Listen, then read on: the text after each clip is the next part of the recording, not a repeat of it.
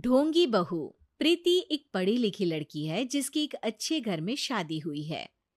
प्रीति का पति राहुल एक मल्टीनेशनल कंपनी का मैनेजर है जो आधे महीने विदेश में ही रहता और छोड़ जाता है अपने मम्मी पापा को प्रीति के भरोसे, जिसे इस देश को सुधारने की चुल ने परेशान कर रखा है।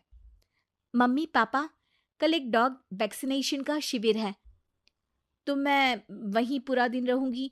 आप मेरे लिए खाना मत बनवाना। अरे बेटा प्रीति, वो बाई तो काम छोड़कर परसों ही जा चुकी। एक नई बाई देखनी पड़ेगी।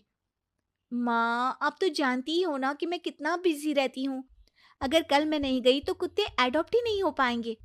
देखिए, हम इंसान तो बोलकर अपनी तकलीफों को बता सकते हैं, लेकिन वो बेचारे, उन्हें हमारी ज्यादा जरूरत है मम्मी। अरे बोल के भी हम क्या हासिल कर पा रहे हैं। अब ठीक है बेटा, तू जा, मैं खाना बना लूंगी। ऐसा पहली बार नहीं हो रहा था। देश भर में जितने एनजीओज हैं, चाहे वो स्टूडेंट्स के अधिकार के लिए हो या गरीबों में खाना बांटने का काम हो, प्रीति सबसे जुड़ी हुई थी। रोज कहीं बाहर ही रहती थी, एक शिविर में नहीं तो दूसरे में, और छोड़ जाती थी अपने सास ससुर को उनके खुद के भरोसे। और जब कोई उसे कहे, अरे प्रीति, कभी तेरी सास का हाथ भी बटा दिया कर, तो उसका एक ही जवाब रहता था, देखो, हम लोगों को तो सब कुछ घर बैठे मिल जाता है।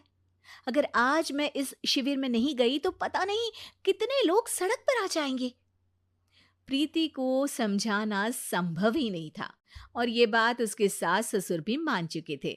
इसलिए सुबह सुबह सास ही किचन में खाना बनाने जाती है और देखती है कि घर में सब्जियां खत्म है। अरे प्रीति बेटा, सुन तो जरा। क्या हुआ मम्मी?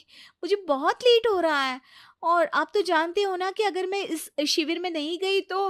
हाँ हाँ, कुत्ते एडॉप्ट ही नहीं हो पाएंगे, सब जानती हूँ।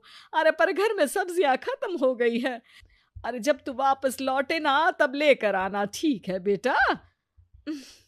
ठीक है मम्मी, चलिए मैं चलती हूँ। और हर बार की तरह प्रीति अपनी पार्टीज और आफ्टर पार्टीज में इतनी बिजी रह गई कि सामान लाना ही भूल। प्रीति हर रोज किसी नए शिविर में निकल जाती थी, अपने सास ससुर को अकेला छोड़कर। एक हफ्ते बाद प्रीति के ससुर जी के हाथ में दर्द होने लगा। अरे बेटा प्रीति, पापा जी के हाथ में बहुत दर्द हो रहा है। आज इनको डॉक्टर के पास लेकर जाना पड़ेगा। "अम, ठीक है माँ, आप हो आओ, मैं बाहर ही खा लूंगी। अरे बेटा, मैं कैसे ले जाऊं? ये काम तो हमेशा राहुल ही करता था, और मुझे तो डर है कि कुछ ज्यादा बड़ी बीमारी ना हो जाए। उफ़ो, आज मुझे मेडिकल शिविर में जाना है। बेचारे बड़े बुजुर्ग जिनके अपने फैमिली वाले उनका ध्यान नहीं रखते, उनका पूरा मेडिकल चेकअप होगा। अगर मैं नहीं गई तो आप तो जानते ही हो, उनका चेकअप नहीं हो पाएगा। और हाँ बेटा, तू जा, मैं कुछ ना कुछ कर लूंगी। प्रीति के सास और ससुर दोनों ही काफी समय से प्रीति को समझाना चाह रहे थे कि उन्हें भी मदद की जरूरत है, लेकिन अब तो पानी सर के ऊपर जा चुका था। उधर प्रीति शिविर में पहुंचकर सबसे मिल रही थी। काफी भीड़ थी और प्रीति इंस्टाग्राम पर फोटोज अपडेट करे जा रही थी। तभी प्रीति की दोस्त रीना उसके पास दौड़ती हुई आती है। अरे प्रीति, जल्दी चल। अरे क्यों, क्या हुआ? अरे तू अभी सवाल मत पूछ और चल मेरे साथ।